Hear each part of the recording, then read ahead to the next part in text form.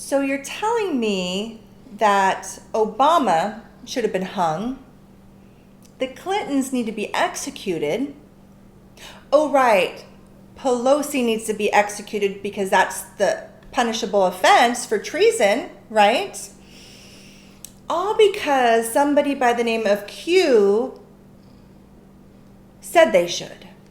And you still think you deserve to be in Congress? Bitch, please.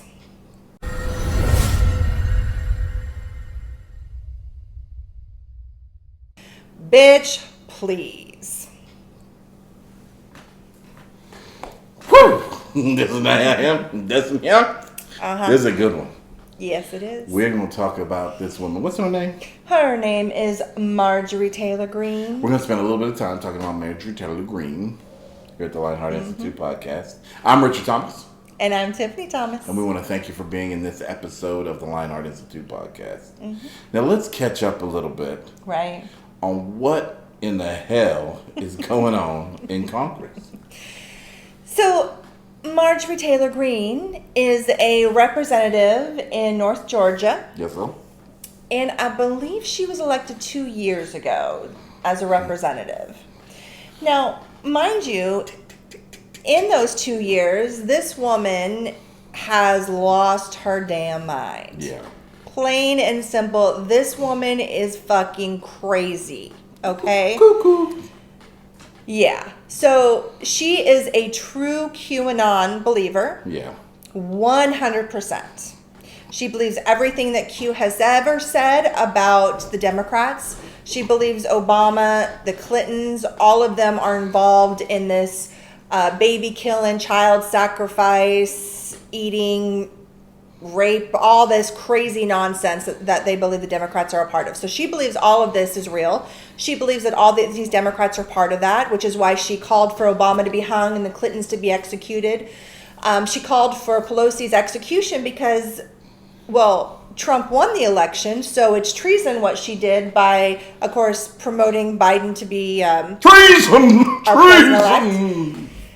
Yeah, this woman is crazy. So the part of the problem is not only is she a QAnon believer, but she is a true Trumpist to the fullest. Right. Absolutely. So for the last 2 years, this woman has said despicable, horrible things about a lot of people over the last 2 years. And I am so thankful for Stacey Abrams helping to flip this wonderful state. Yes. But in contrast, and really watching what's going on with this woman, I mean, you know, obviously we live in a different state. This woman's not on our forefront. She's not on our local news on a regular basis, right? And I'm so thankful for Stacey. I mean, this woman does deserve the Nobel Peace Prize. She does. She changed the nation. She did. But I almost wonder if Georgia just said, hey, listen. Right, fuck it. These people is crazy we got right now. Go. They are not representing me, not my children, not my children's children. Right. Cuckoo. Okay, so yes, she helps flip the state. But I wonder if this woman on the opposite side just did as much damage to the GOP as possible. Yeah. Because she's really, truly lost her perspective. Well, what makes her so dangerous, too, is this woman does not represent the people of Georgia at all. Clearly the people of Georgia spoke and they turned it blue. It says very clearly what they want or what they think. And this woman is not representing them.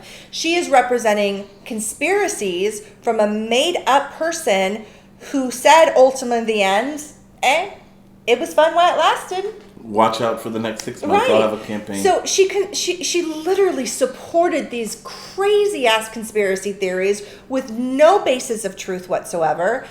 And she is beyond a Trump supporter, just to a very crazy level. And so therefore she is not even representing the Republican Party anymore either. She's representing Trump and she's representing Q conspiracies, which makes her incredibly dangerous to have in any position of power or authority and representation of a people that she clearly doesn't care about. And obviously, Georgia's beginning to change its direction. Right.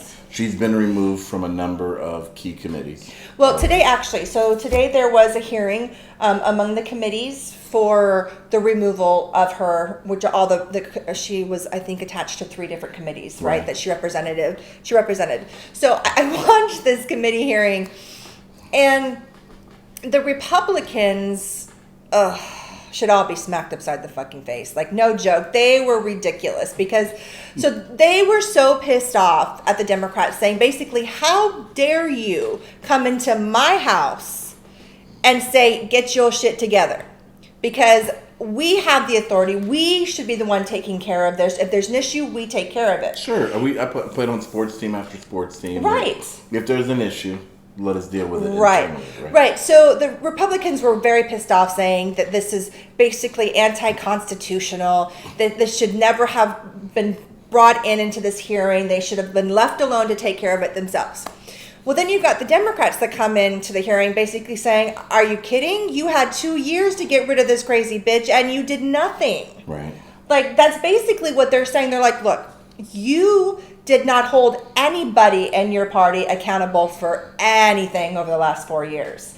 So if you cannot hold your people, if you can't get your shit together in your house, we are going to do it for you. And the GOP, the whole Republican Party, finds themselves at a real divisional point. Right. It'll be interesting. Politically, it'll be interesting over the next 1, 2, 4 years to kind of see what shakes out. Personally, if I was a betting man, I would say that the GOP shakes itself into a split party, right? I agree with that, and yes. If, depending on, and I hope we'll talk about this a little bit because I know you've spent a little bit of time watching TV while I've been working. But depending on what they do with Trump's impeachment, right? If he's able to run again, there is no amount of clarity I have that this is going to be a split party. Right? Yeah, at this point, the GOP have just made themselves just despicable to most people. And their party is so split, and they have a lot that they need to fix to repair not only people's trust in them, but really what do they stand for? Sure. And if you're a true GOP to your core, if you're a true Republican to your core and you're saying, Richard, you're out of your mind, I would love for you to leave a little bit of insight to me or for our audience. Yeah, absolutely. In the comments, because to me, I was a part of the Republican Party for a very long time. Got out as I began to see very early into Trump's tenure that it was not a party that I could any longer support. Right.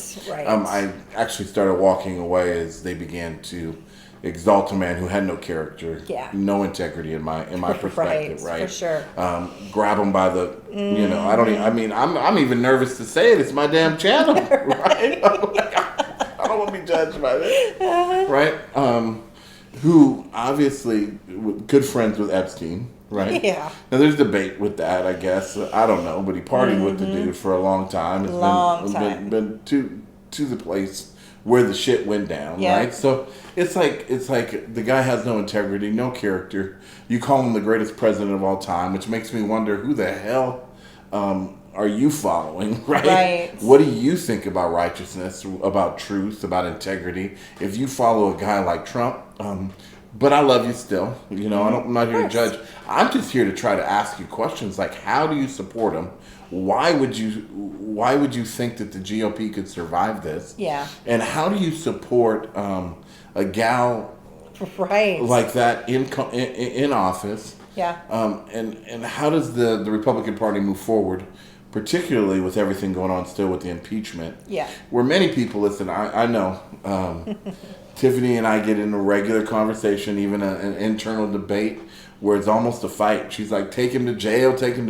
I don't necessarily embrace that. I know that we need to convict the guilty, right? We need to hold people accountable. But the highest position in our country, the highest office in the world, we are talking about impeaching not once, but twice. This man is going to set a world record for the worst presidency of all time. I know. And it's the reason they need to impeach him that I almost agree is not so much because I care about the little $200,000 he gets or, the fact he'll actually have retirement benefits. Yeah. It's probably more so because they won't investigate him anymore, right?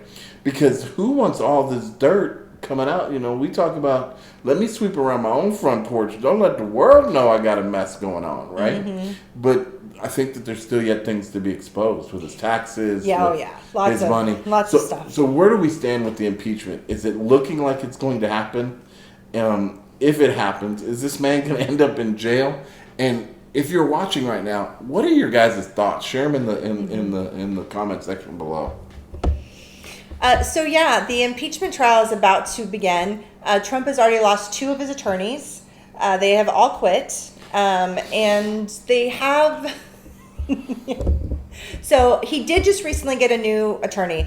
And oh my goodness, I watched this man on the Hannity show with Fox News. He was talking to John Hannity. And hold on, make this clear, because I think that a lot of people would think that you only watch CNN. That all of your research is based on CNN. Oh no, I watch Fox. Oh, ooh, all the time. Scared of you. I watch everything. So, Fox News, new attorney talking to Hannity. And they're talking about the insurrection riot. And Hannity's actually saying, he's saying that, this isn't Trump's fault. And in fact, he should have encouraged people to stand up for their beliefs, to defend democracy, storm the castle, because they were within their rights to do that, because they are the true patriots, Hannity said. So the president was completely 100% in the right for encouraging people to stand up for their democracy. So his new attorney is basically... So they're trying to say it's unconstitutional for a president who's no longer the sitting president to be convicted on an impeachment trial. It is unprecedented. It's completely unprecedented. Obviously, we've never impeached a president twice, and no less one who was halfway out the door when he was impeached. But the truth is, it's actually not unconstitutional because he was impeached before he left the office. So because of that, the impeachment trial still needs to take place, but we had to go through the transition of power. And so it is, in fact, not unconstitutional for them to proceed with the trial because he was officially impeached a second time. So basically, this is what this attorney is saying. That's his argument. It's unconstitutional. He's going as far as wanting all video footage of any of the riots removed, does not want any of them shown. It's not admissible. He wants it completely admissible in court, so that way they cannot be used against Trump. He is also going to, you're going to love this, because I literally about spit out my drink while I was watching this because it was so hysterical. He plans on calling Democratic senators to the stand as a witness for Trump. How they felt about people coming to kill him. Really? So you're going to call Democratic senators to the stand to defend your president? So his theory on this, and what he is stating, is that he feels that the Democratic senators already have a preconceived statement saying, matter of factly, they are going to vote to convict Trump in the impeachment. So he's saying it's a biased system. Trump can't have a fair trial. So he's going to prove that the senators are biased, and therefore Trump hadn't had a fair trial, therefore trying to get this thrown out, saying it's not impartial.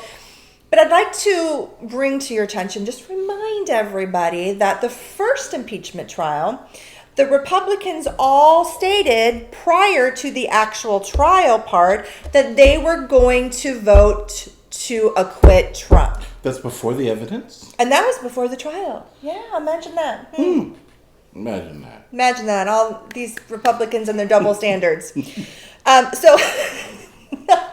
It's just asinine. However, unfortunately, there is some negative about all this. And the fact is 47 Republican senators have already said that they will not vote to convict Trump for the impeachment. Regardless. Unfortunately, we do need 17 of the Republican senators. Even though we have the majority with the vice president, we do still need 17 of the Republican senators to vote to convict him. It'll be an interesting journey, to say the least. So, I mean, as of right now, it doesn't look promising that Trump will be officially convicted in the second impeachment trial. Gotcha. Again. Okay. And again, this is Republicans. And all I have to say, shame on you. Like, seriously, you have an opportunity here to make it right. You supported a man who should have never been in office in the first place. You kept him in office after the first impeachment when there was plenty of evidence to convict him in the first place. You still kept him in office because it benefited you. And now when you have a chance to do the right thing, when Trump has been exposed for the treasonous president he was, and your support of his lies for the last 6 months, and now you have a chance to do the right thing, and you're going to still not do the right thing? I think it's stupid, and I think it's asinine that they would continue down this path when they have lost so much, people have lost so much faith in the Republican Party.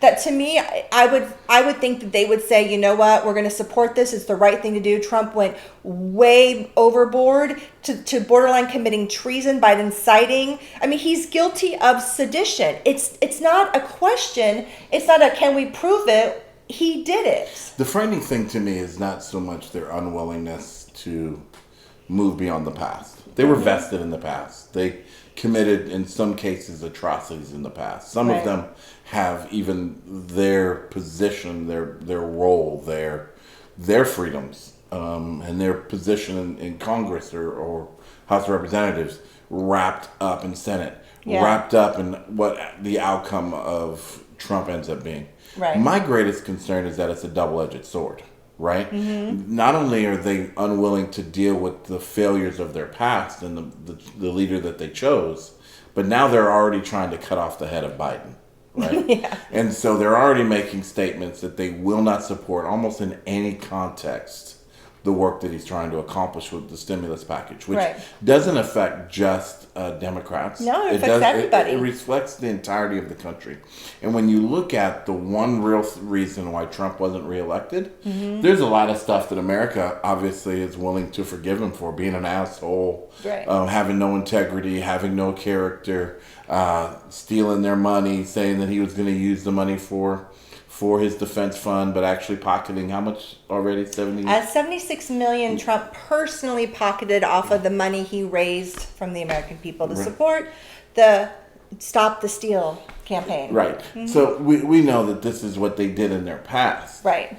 But now already, almost blindly, without communication, without dialogue, without trying at least to attempt to see things beyond their own realm, already fighting with all of their conviction to oppose Biden. Yeah, so President Biden actually met with Republicans Monday nights. And we actually had some viewers who actually reached out to us and asked us our thoughts on how we feel the second stimulus package is going to go. So it's part of the reason why we wanted to kind of respond to that. So Biden has a $1.9 trillion stimulus package put together that he has worked on with as a bipartisanship between the Republicans, Democrats. The Democrats are strongly objecting to this. So Monday night he met with the Republican Party to kind of just say, hey, I promised we were going to try to come together as a bipartisanship to make this government work better for the people. So I'm with giving a focus on unity. Yes, a focus on sharing your voice. Right, to talk, let's talk about this. Let's get you on board. Let's help the American people.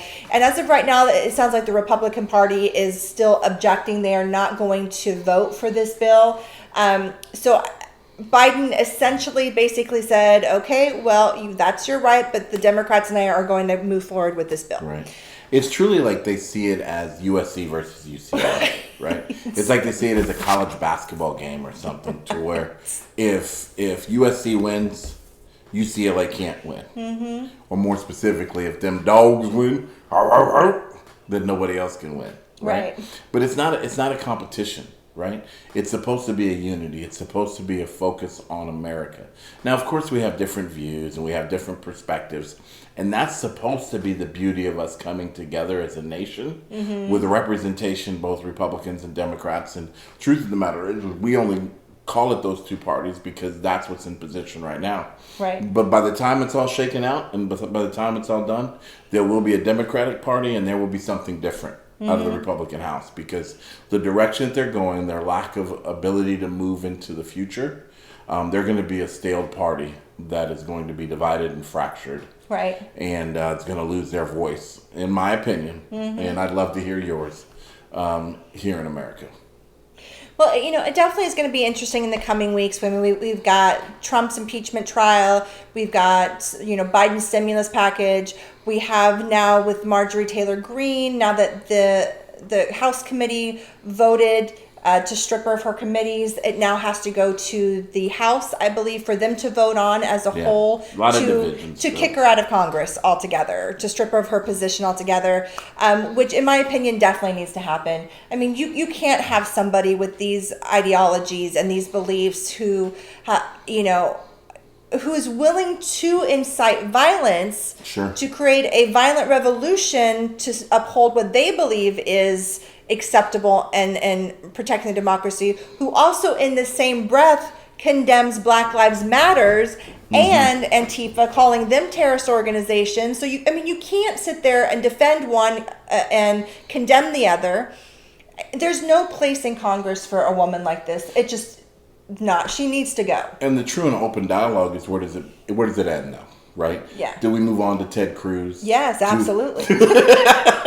Ted Cruz, Josh Hawley need to go. And, look, McConnell needs to go too. But the problem, here's the problem. The truth is, when you allow people who maintain these kind of ideologies and think that it's okay to go as far as furthering facts and truths that they knew to be lies to the American people, to incite a revolution, as Cruz said, to uphold their democracy, when it was completely the opposite. You can't have people running this country who are involved in making decisions for the American people uphold these kinds of ideologies, because they are anti-democratic. And if you let one, they will continue to fester till the next candidate comes around who has similar ideologies, or Trump again in 4 years comes back and these people are like, hey, let's, these Trumpist supporters decide to jump on the bandwagon again.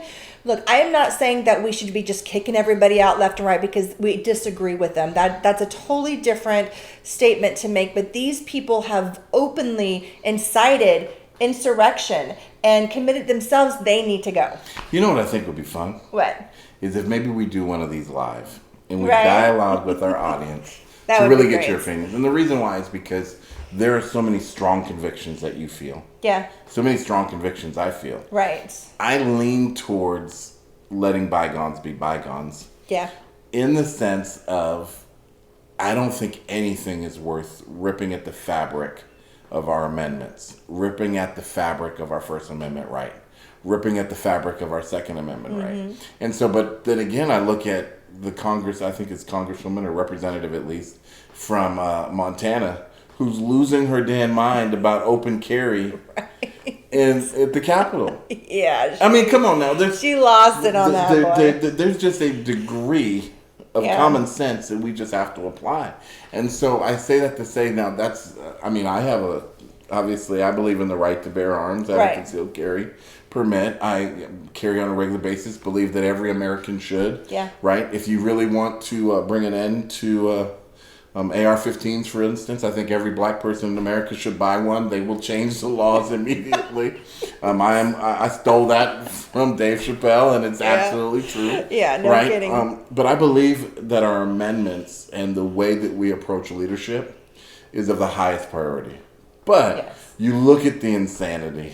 Well, here's and what you say, this is just stuff that can't be left alone. Here's what I look at. I look at, what if Trump had succeeded? And what if this is the foundation for the next election? Right. And the election after that. And at some point we do have a dictator that is able to to run the gamut. Right. And their night of broken glass is successful. Yeah. So that's what I look at. I look at what if he succeeded in overthrowing a democracy and overturning what 82 million Americans wanted. Where would we be now? Yeah. What would the next 4 years have looked like? And that is why I feel very strongly he needs to be convicted, because we have to say that his behavior is unacceptable as a sitting president of the United States of America. Well, Period. Lionheart Institute podcast audience, what do you think? I think that what Tiffany is sharing is very, very valuable, but I'd love to hear your thoughts on it. Thank you for tuning in today. This has been a fun little episode that we've been involved in. I hope that you will like, share, comment, share a little bit about what we're looking for right now. Yep, absolutely. Don't forget to hit that bell so you can get all of our latest videos. That's right. Tell your friends and family. We'd love, for them to join in on the Lionheart community. And so, definitely come back next week and see our new information we got going on. That's right. I'm Richard Thomas. And I'm Tiffany Thomas. Thanks for hanging out with us today, and long live the Republic. I'll end it that way today. God bless. Absolutely.